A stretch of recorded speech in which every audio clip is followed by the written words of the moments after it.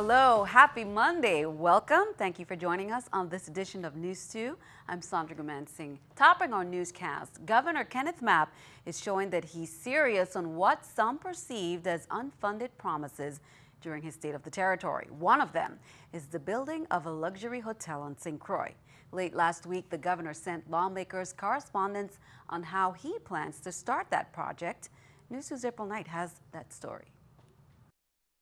Governor Kenneth Mapp is pushing forward with plans to build a 4-star resort on the Big Island. The governor mentioned the hotel project during his State of the Territory, causing some excitement on something that could help enliven the St. Croix economy. This week, the governor is scheduled to introduce a team of experts that will put together a deal with a major hotel brand. The vision is a 250-room, full-service luxury resort. The governor is now asking the legislature to redirect some $1 million in unspent Hess litigation funds toward the St. Croix Hotel brand project. The money, he says, will be used mainly in the planning stages. This came about because of the windfall, the payment that we received pursuant to the sale of the property, $220 million, and everything that we owed to the legal counsel that worked on behalf of the government was paid out of that. Fortunately for us, they never tapped into the $1 million. Senate President Neville James said the governor's bills might make the next Senate session in late February. We can either send it to the Finance Committee and hear some testimony on it, which I think might be the right way to go, or we can consider it without testimony and assign it straight to the floor. James said he's certain St. Croix needs this boost, but is also proceeding with caution. Obviously, me coming from St. Croix, that's always appetizing. As it stands right now, since the refinery was closed in 2012, 4 years ago, St. Thomas has carried the load. St. Thomas will get some relief if, in fact, St. Croix takes on a bigger chunk of the responsibility. And we'll see how this one comes out. Of course, a lot of things sound good on paper, but you got to see how the plan develops. Reporting for News 2, I'm April Knight. And we will keep you updated on the status of the governor's request, which will likely be addressed during the next Senate session at the latest. The Committee on Energy and Environmental Protection met last Thursday. Testimonies were given on the issue regarding the development in the Salt River Bay area. The committee received information on the status of the Marine Research and Educational Center project, federal mandate to avoid building in 100 yards floodplain, status of the demolition of the abandoned hotel on Hemmers Peninsula, possibility of proposed projects leading to dredging of the bay, and the potential destruction of bioluminescent creatures living in the bay. Senator Terrence Nelson called for a motion to pass a resolution where the delegate to Congress, Stacey Plaskett, would ask NPS officials in Washington to stop the planned project and reconsider the site location. That motion was approved. Count on two, we will keep you updated. Meanwhile, last week we reported on a meeting that occurred between Senator Gene Ford, chairman of the Senate Committee on Education and Workforce Development, and Education Commissioner Sharon McCollum regarding the unstable financial standing of the territory's school lunch program. On Monday, more education officials went on record during a committee hearing at the Senate. News 2's April Knight has more. Lawmakers heard it straight from school officials Monday. The school lunch program will soon run out of money. You have enough food until March of this year. Yes. Through March. And after that, we're going to be in crisis. Correct, sir. The Education Department is now asking for $3.16 million to sustain the School Food Authority's operations. That's lower than the initial request of $4.6 million. A major reason for swelling costs is federal requirements to increase the portions that students get. School officials showed lawmakers samples of what students are being fed in schools and what food items needed to be added to the menu in order to fulfill federal mandates. According to education officials, in addition to the federal regulation on the school lunch program, 3 other things are driving up the costs: management practices they inherited, the VI's geographic location, and inadequate supplemental funding. There's another large number, if not everyone, has purchased meals. That's how they support their School Food Authority program. They have federal funding, they have state funding, and then they have paid lines. That they have 3 funding sources that support the overall School Food Authority.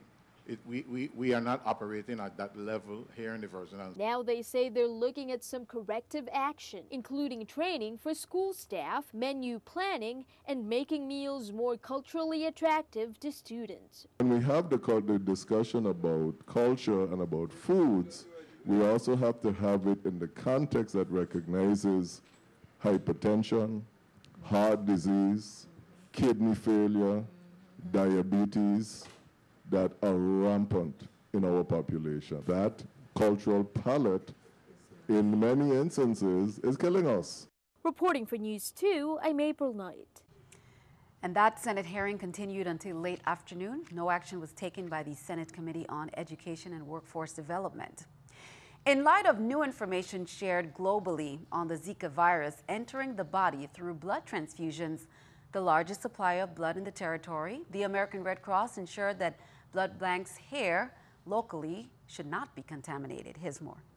To clarify that the American Red Cross in the Virgin Islands does not accept blood. We don't have the facility to do that. I am aware the hospital does accept blood, and it comes from National Red Cross at the national level, not even from Puerto Rico. So if there are any questions or concerns, we can be reached in St. Thomas at the Niski Center, 774-0375, and on St. Croix, 778-5104.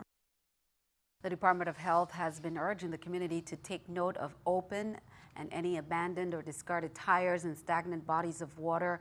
Meanwhile, Senator Blyden is also urging residents to do their part. He says if you notice any bodies of water or tires that cannot be handled by an individual, immediately contact the Department of Health's Environmental Health Division for assistance.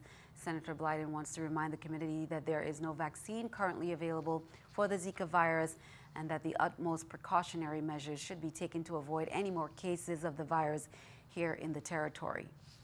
Turn our attention over to Haiti. Haitian President Michel Martelly has stepped down from office, leaving the nation with no successor after elections marred by allegations of fraud were postponed twice. Martelly, who leaves the post after 5 years in office, delivered a farewell address to Haiti's National Assembly on Sunday. 2 presidential runoffs in October and December were postponed amid security concerns. Demonstrators chant anti-government slogans in the capital of Port-au-Prince. An agreement for a transitional government was reached just 22 hours before Martelly left his post. Haiti's parliament will elect an interim president for a term of 120 days and confirm a consensus prime minister. A new round of elections will take place on April 24th. Turn our attention to the mainland. The presidential race is heating up more than ever. In less than a day, New Hampshire's unpredictable voters will cast their ballots in their first primary of the 2016 presidential race. Scott McClellan has the latest from Manchester, New Hampshire. For Republican presidential hopefuls, it's a race for second place. The latest polls show Donald Trump with a commanding lead. For the rest of the pack, it could be do or die. Rubio, Cruz, Kasich, and Bush all battling for second, and the 30% of GOP voters who are still undecided. We're blessed to have a very talented field. It's just made it for a very messy and competitive process in the short term. We do have a couple of pretty good people running. I won't name them because I don't want to tell them, now. Fact is that you need to have some experience in doing this, because it's nothing like the United States Senate. The crises come in when you least expect it. On the Democratic side, CNN's poll of polls puts Bernie Sanders 14 points ahead of Hillary Clinton. But she's not ready to concede the state she won in the 2008 race. I know I've got an uphill climb. I'm asking people to really consider this a job interview. Who's ready to do the job on day one? Who can be president and commander-in-chief?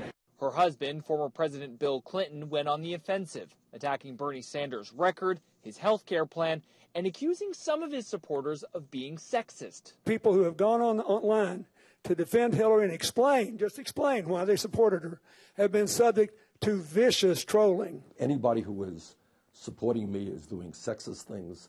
We don't want them. I don't want them. In Manchester, New Hampshire, I'm Scott McLean. And keeping our eye on the economy, let's take a look at the stock market watch at the New York Stock Exchange. Taking a look at the numbers there, as you can see, everything's down. The Dow 177, NASDAQ 79, S&P 500 also down at 26.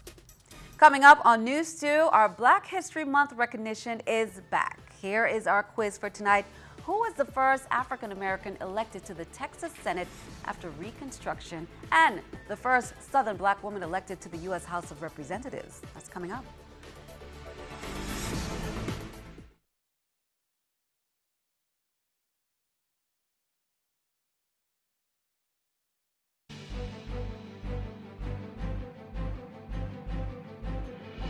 Welcome back. On Friday, February 5th, 2016, Eldridge Klein, 45, pleaded guilty in federal court to possession with intent to distribute marijuana. According to the plea agreement filed with the court on February 25th, 2015, Klein went to Tropical Shipping to pick up a hot water heater and freezer.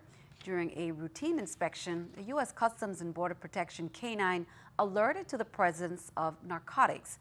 CBP officers discovered a total of 24 kilograms of marijuana hidden inside the appliances. Klein faces a maximum sentence of 5 years in prison and $250,000 fine. Crime Stoppers Virgin Islands launched a new mobile app, an initiative that will allow residents in the territory to help make the Virgin Islands a safer place. The mobile app promises to be user-friendly and displays several modules to provide information on missing persons, crime, corruption, and animal cruelty. Stephanie Brown has more. Crime Stoppers is a program separate from the police department or the emergency telephone number system 911. In fact, Crime Stoppers volunteers cannot be currently employed by any law enforcement agency. According to information listed on the Virgin Islands Crime Stoppers website, the mission of the program is to help solve crimes, recover stolen properties, and get criminals, drugs, and illegal guns off our streets, as well as improve relationships and communications between the community, the media, and the police. Crime Stoppers is not ran by the police. The Crime Stoppers program allows a person to provide crime-solving assistance to the authorities without being directly involved in the investigation process. Recently, Crime Stoppers unveiled a mobile app that would allow residents to provide tips on crimes throughout the territory. With the reorganization of Crime Stoppers USVI, we've done a lot of new initiatives, and one of the new initiatives involves the P3 Tips app, which is a downloadable mobile app. It's available on Androids, Apples, computers, and cell phones. Crime Stoppers will also be tackling animal cruelty on all 3 islands. A couple months ago, we sent an officer from VIPD on St. Thomas and one on St. Croix, and they were trained as animal cruelty investigators. The Crime Stoppers organization will be at the Agricultural, Food, and Arts and Crafts Fair this month. These new apps and the new website that we're launching at Ag Fair is an anonymous tip service. There's no recording. There's no voice recording. There's no caller ID. Stephanie Brown, News 2. The Crime Stoppers will be participating in the Agricultural, Food, and Arts and Crafts Fair on St. Croix this month. Volunteers, sign-ups, and tax-deductible donations will be available at their station. Alfredo Andrews Elementary School resumed classes at their regular time on Monday, February 8th, following an early dismissal on Friday, February 5th. Students were safely evacuated from the school campus last Friday morning due to the discovery of damaged underground gas lines, according to the Department of Education. Contractors successfully replaced the damaged line with a new one over the weekend. Well, time for a moment in Black history, our new feature this entire month of February. Barbara Jordan, a politician and civil rights leader, was born in Houston, Texas. She earned her place in history as the first African American elected to the Texas Senate after Reconstruction and the first Southern Black woman elected to the U.S. House of Representatives. Jordan began her career teaching political science at Tuskegee Institute in Alabama. In 1960, she returned to Houston, passed the bar, and started a private law practice. She won a seat in the Texas Senate in 1966 and was elected to Congress in 1972. She received the Presidential Medal of Freedom and more. She died on January 17, 1996. The Virgin Islands Domestic Violence and Sexual Assault Council held their teen workshop entitled Youth Wise Up.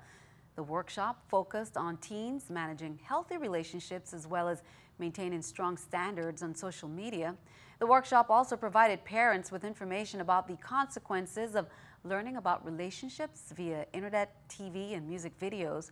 Parents were encouraged to engage in conversations with their children about appropriate appropriate relationships. The activity took place at the Great Hall at the University of the Virgin Islands campus on St. Croix.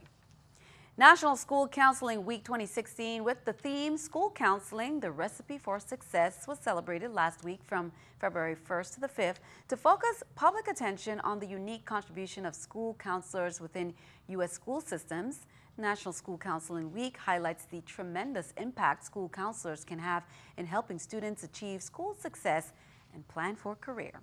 Here's more. The community is blessed to have a talented group of school counselors who work closely with our students in many ways, such as removing potential learning barriers by addressing academic concerns, fostering a college and career awareness culture, and by even helping students with personal and social skills.